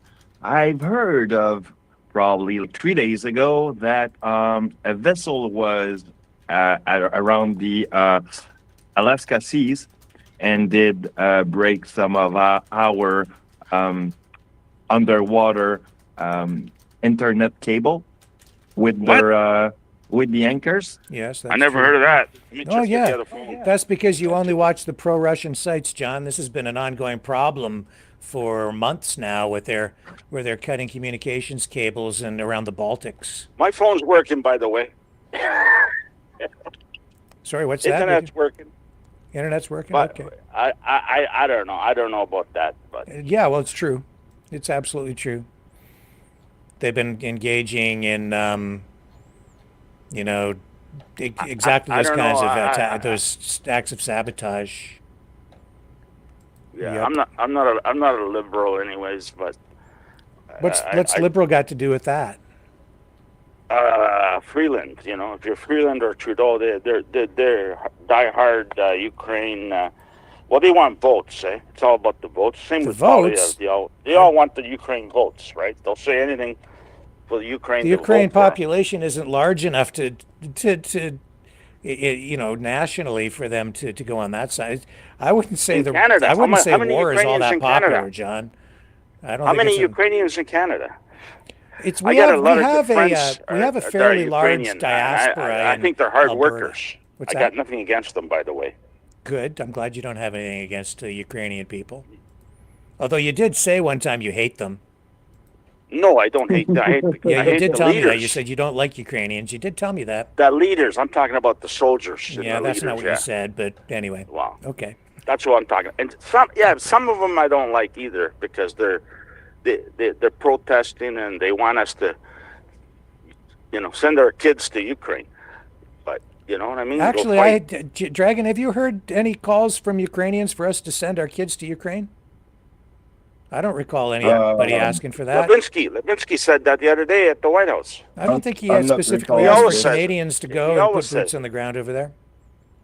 He always says. No, I don't recall that. No, although I have seen a lot of that stuff taken out of context in the last few days, especially since we've heard about the peace plan coming from France, where then people like Alex Jones have spun a false narrative around it, saying that NATO is sending in troops to the meat grinder, when in fact the truth is the plan involves sending peacekeeping troops in after a ceasefire and only after a period of time elapses once the ceasefire takes hold. So they wouldn't even go in immediately. I got nothing against that. Yeah, but that's what was coming. That's the actual plan. But then all the Russian sites turned that around and inside out and upside down, and they said that NATO and France in particular, is getting ready to send in troops to the meat grinder to just fight in the war. And a lot of the narrative it also involves UK troops. So it's just a little grain of truth again and a whole lot of lying going on, because that's not what it is at all. That's not the plan. I was listening to this smart military guy today, and he says the longer this Ukraine war goes on, the more land they use, and I agree with him. The more land they lose, he said. Yeah, it's best to end it now before they lose too much. Well, I don't know about that, John. See, because as I've been looking at the military intelligence on this, taking like an inch at a time. An inch at a time, they're moving it forward. An inch at a time. The actual truth of the actual truth is Russia is not in as strong a position as a lot of people think, because they're spending now just to sustain things on the Russian side. 1.5 million soldiers are sending. 40% of their budget, of the Russian budget, is now being spent they said in that order too. to just keep the thing going. And the military budget they're having Trump manpower problems on their side too. So both sides having issues that way, and Russia's getting worn down. So they're running out of armored vehicles. They want to end it. They want to end it. They already achieved what they want, and they want to end it. Actually, no. If they had already achieved what they want, they would just stop. But they're not. They can't stop because the Ukrainians keep attacking them. They can't stop because they're in somebody else's country, and the people there are trying to defend themselves. Now they're looking for more javelins from Trump so they can fire them to Ukraine. There. Why did Trump give them javelins to begin with? Why did Trump give them javelins? To get the tanks, to take out the tanks. Yeah, and what were the tanks doing? This is going back to the beginning of the full-scale invasion 3 years ago. That's how it started, right? So the Russian tanks invaded Ukraine. Why? Because Ukraine wanted to join NATO. No, because there was no. Anyways, I don't want to get in an argument with you. You believe what you want. But... Well, I'm giving you facts. It's not even about what I believe. This is what happened. You've said on the show, these are your words, Ukraine invaded Russia. You said that on this show. No. Yes, you did. No. I could go back and find it. I probably should, just to play it back for you. Russia invaded Ukraine. Thank you. That's true. Because Ukraine wants to join NATO.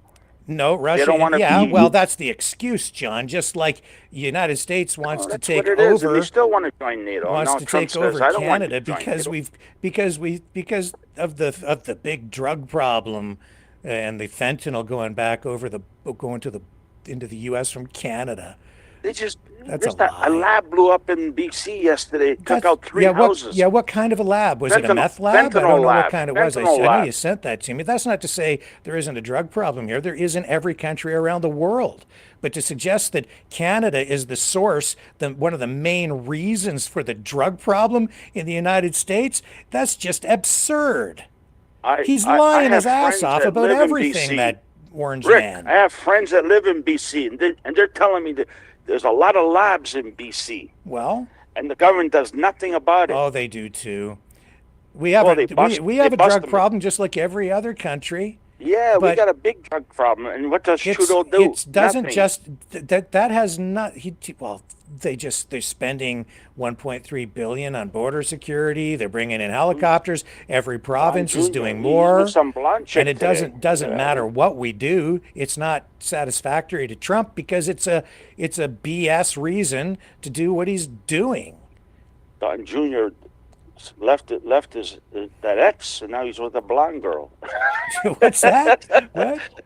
I'm watching him right now. He's with this blonde chick. He's a little bit taller than him. Oh, Don Jr.?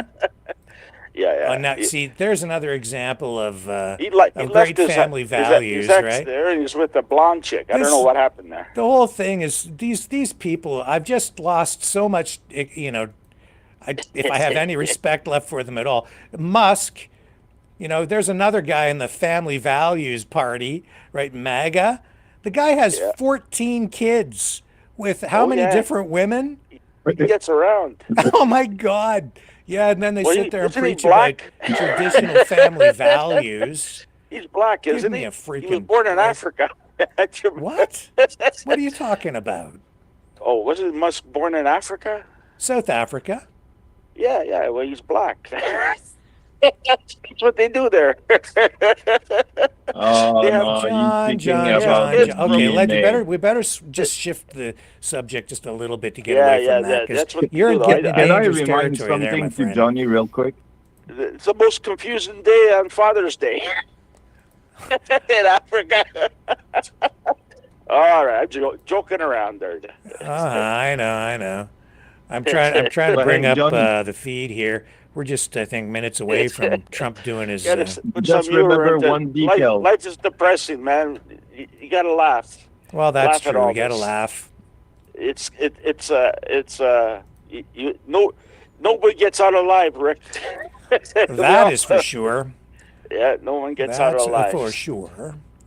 And it looks like we've got, they're just about getting things cranked up here for El Presidente, for the deputy president of Russia, of the United States.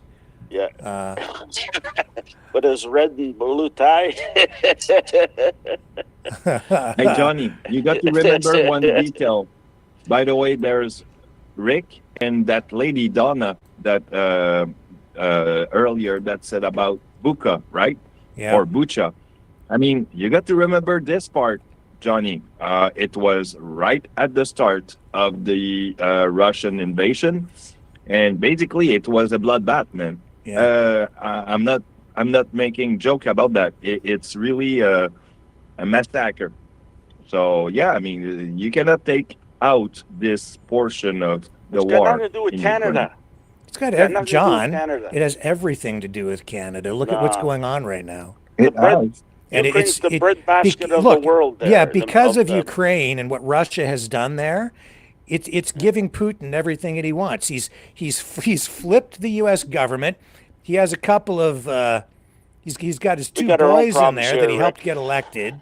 He's blowing apart NATO. He's leaving Europe potentially, well, in a very weak position because he's found a way to detach the U.S.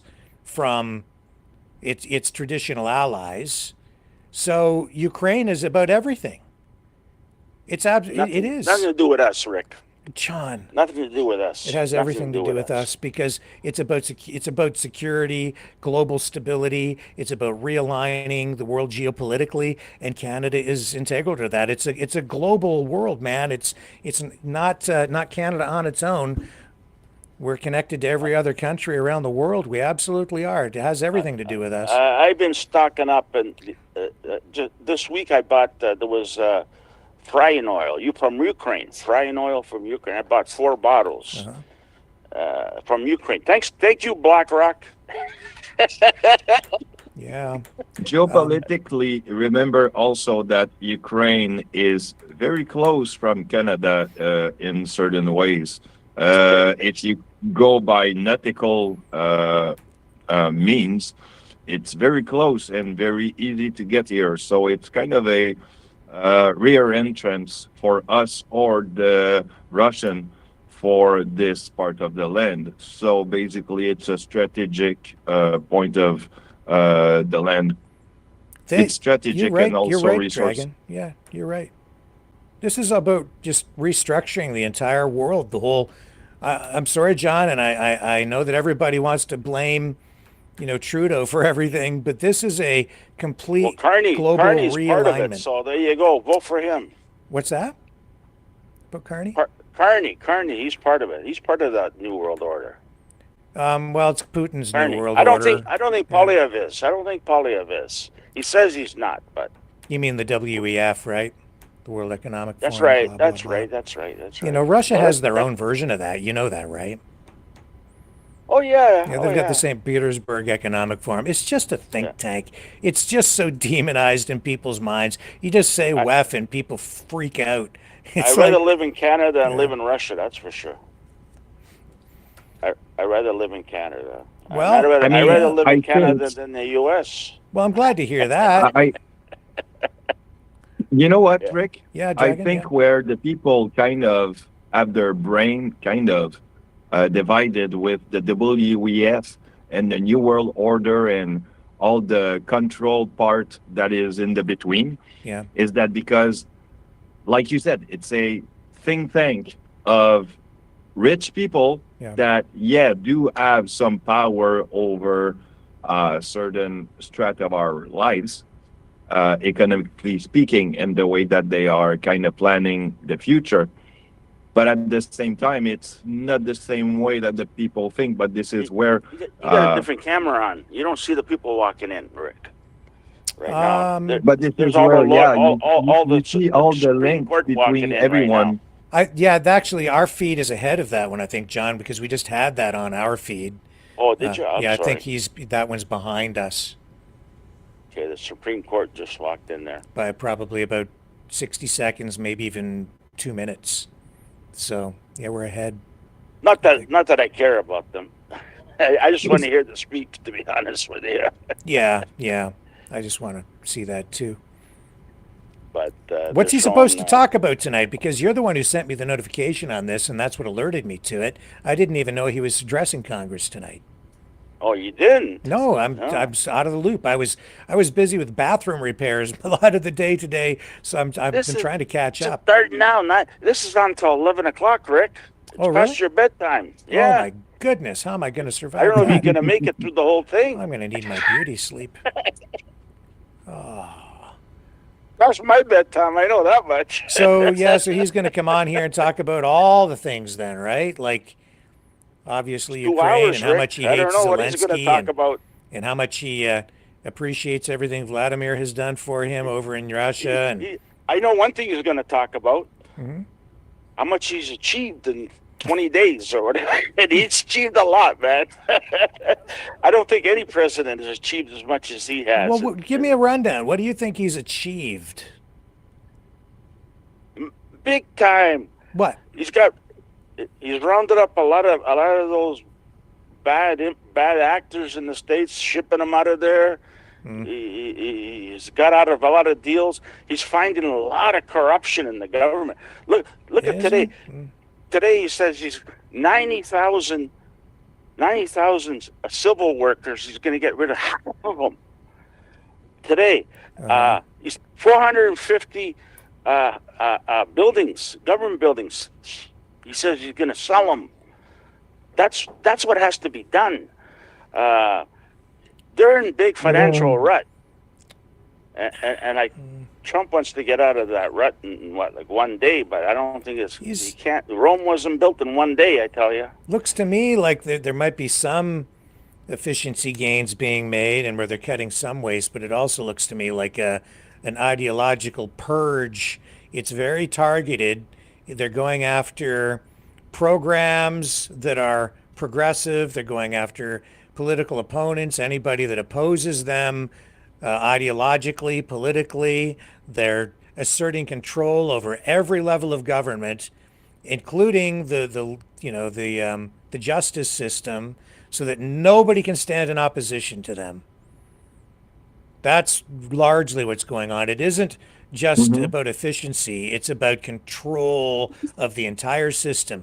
They'll characterize it as a purge of the deep state, but that really is translating into going after anyone in government, in bureaucracy, any area of government. If you're opposed to Trump, your job is toast. They're going to come and get you. Look at Patel. He just started Patel. And look what he's found. What? Ukraine officials released the kickback numbers they gave. U.S. Yeah, politicians. you know what, John? I Joe saw Biden, you sent that to million. me. Mitch McConnell, 89 million. No, stop. Yeah. That's not true. They have not released that. That's actually a recycled old piece of propaganda that's been circulating now for many months. So you think they haven't made any money? They're not getting no kickbacks, huh? I never said that. I don't know, but all right. But we'll have to wait and see. But it hasn't been released yet. What you're looking at is 100% pure propaganda, because that has not been done. It just hasn't happened. Period. It's not like I'm disputing the amounts. They just haven't. That's just hasn't happened. That's just a straight up 100% straight up lie. That thing you sent me with the graphic and the the FBI logo on it and Kash Patel, and then the graphics, so it looks sort of semi-official or something, and it's all bunk. It's just just a piece of propaganda. But you believed it. Do you really believe that? Well, Levinsky at the White House the other day, hear what he said? Trump says, we gave you $175 billion. No, Trump said $350 billion, but go ahead. Yeah. And Levinsky goes, we never received all that money. Yeah. Yeah, which is being taken out of context. The reason they haven't received all that money is, one, because Trump keeps saying it's $350 billion, which is a lie. The total amount is about 175 billion total aid. About 65 billion of that is actual military aid, and a lot of the money, even of the money that was earmarked and destined for Ukraine, it hasn't been distributed yet. A lot of it has been spent in the United States directly. It never is supposed to go to Ukraine because it's being used to procure aid of various types, and then the aid gets shipped over there, not the actual money. And the other reason that the reason there's $100 and some billion missing out of what Trump is saying went there is because it never existed, because Trump is straight up lying. There was never $350 billion allotted for Ukraine, ever. The total amount is about 174 to 175 billion. I got another question for you. That's what Zelensky is saying. He's like, well, where's the other 100 billion? Because it doesn't exist. Just like Trump and his stupid lie about the U.S. banks. Canada doesn't allow U.S. banks to operate in Canada. It's a straight up freaking lie. Okay, Rick. Yeah. Do you believe that Ukraine is corrupt? There is corruption in every government, and Russia, on the index scale of corrupt countries, Russia is actually more corrupt than Ukraine. If you go, you can find the index online. It's updated every year, and Ukraine has actually improved. They improved their ranking substantially under Zelensky in the last few years. And I'll tell you this, Zelensky, you know why Trump really hates the guy? It's over that perfect phone call where Trump was really asking Zelensky to do something illegal, which was to go after his political opponent, Biden and his son, to dig up dirt in a way that under Ukrainian law was actually illegal. And that really pissed Trump off, because now he's like, well, you wouldn't help me. And he's pretty petty that way. And so I wasn't even buying into some of that stuff before, but no, Zelensky wasn't corrupt. Zelensky wasn't corrupt. Zelensky was following the law, and Trump didn't like it. That's one of the main reasons he's treating Zelensky the way he is right now. Yeah, I don't like Levinsky anyways. I know you don't. The guy, he's a warmonger, and he should. He's a warmonger. He's a warmonger. Why? Because Russia invaded his country. He wants to be in NATO so hard. I don't know why. Yeah, because he wants. That's the security guarantee to make sure that Russia doesn't invade again. You know why I don't like her?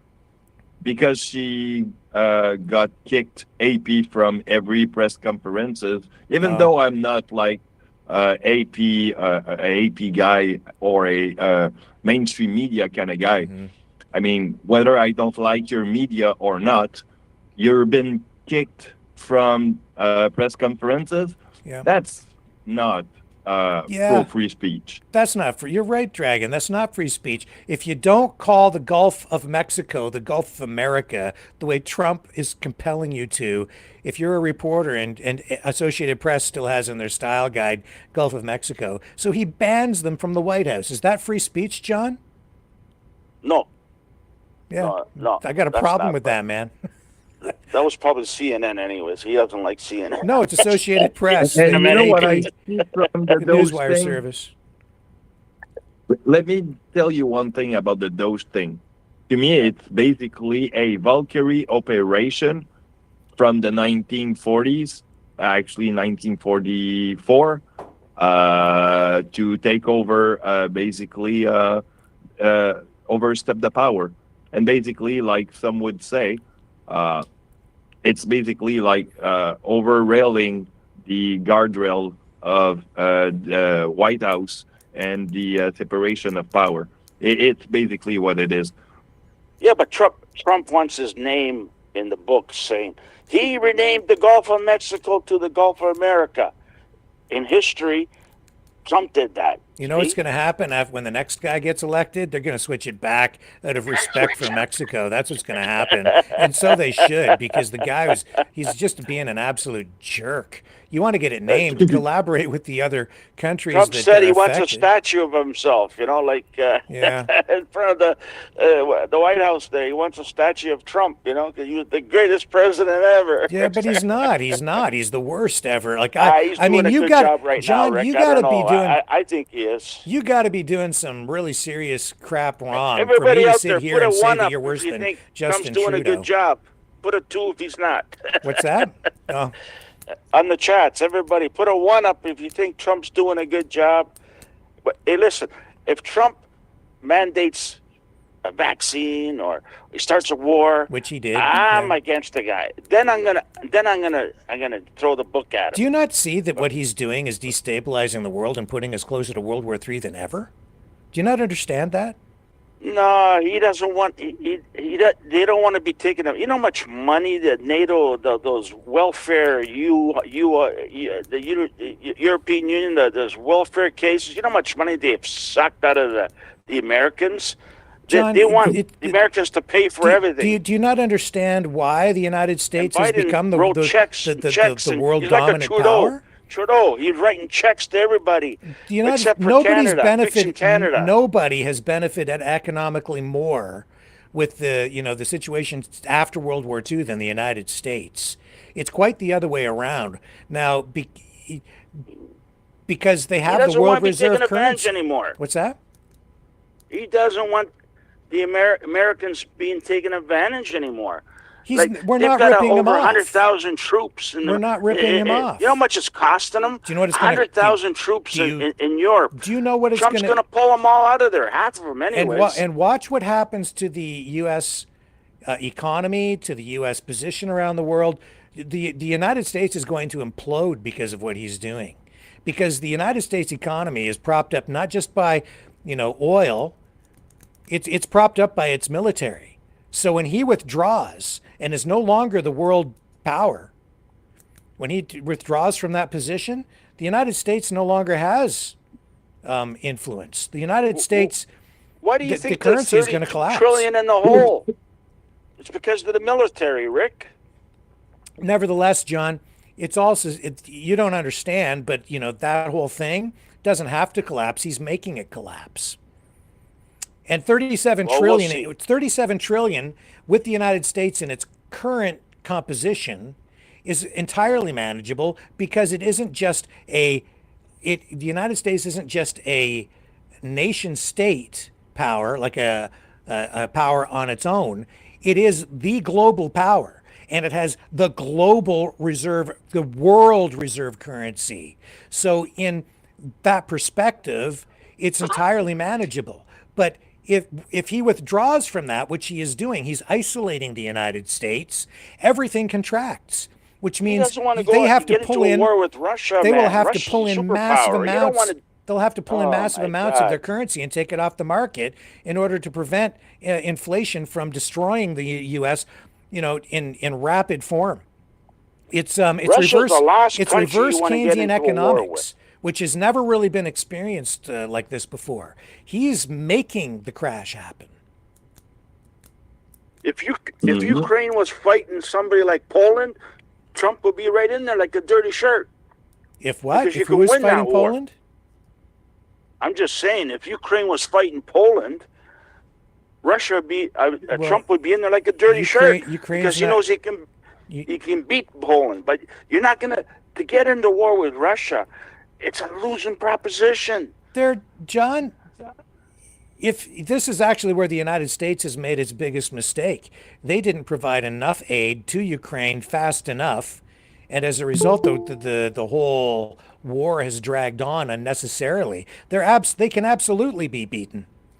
Absolutely, they can be beaten. They've been worn down now. They only have enough armored vehicles to last about maybe another year in Ukraine, let alone, go to war with Europe or certainly the United States. I'm a at this fighter. point. I'm a fighter, and I'm sorry. I size up Russia, and I don't want to deal with. I Well, don't want to that's mess with it. you have an incorrect assessment because it's skewed because There's nothing in it for me. look, you send me stuff all the time and I know and I understand, but you're getting it always from these pro-Russian websites. You never Okay, I send me won't send anything you from no the other more. side because you don't bother to look at the other side, and except for me, which I appreciate.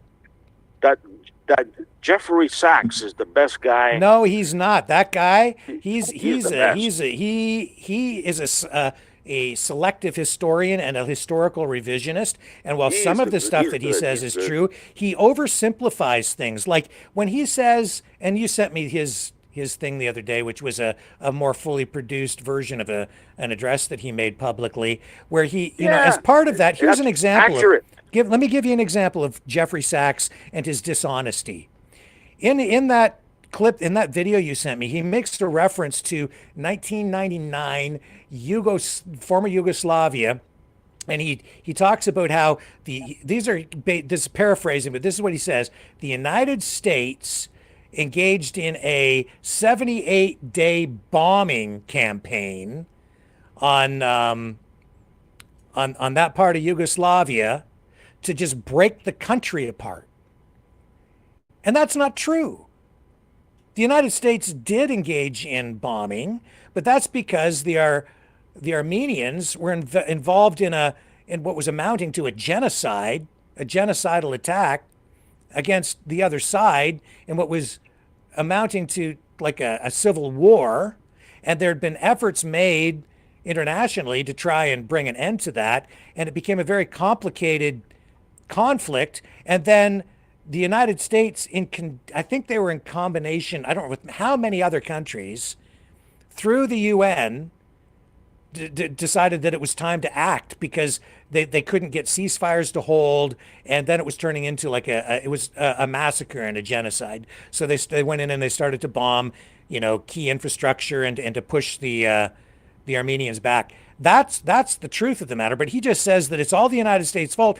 And you know how he summed it up?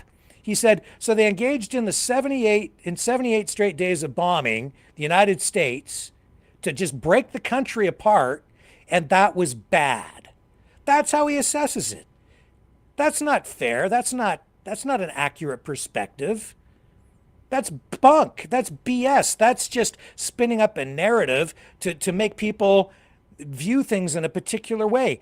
And that guy is the architect of the economic collapse of the Soviet Union through he's an economist or so-called economist, but he's the guy who went over there and worked with Yeltsin to implement economic shock therapy, which actually, John, resulted in exactly what you're talking about, rigging the system so that the government knew of the day, Yeltsin knew exactly when that market was going to crash, and then they went around and they let their certain friends go in and buy up all of the assets in the former Soviet Union for like 10 cents on the dollar. And as a result of Jeffrey Sachs and his dishonest behavior, they minted a whole bunch of new oligarchs, and many of which we're still dealing with today.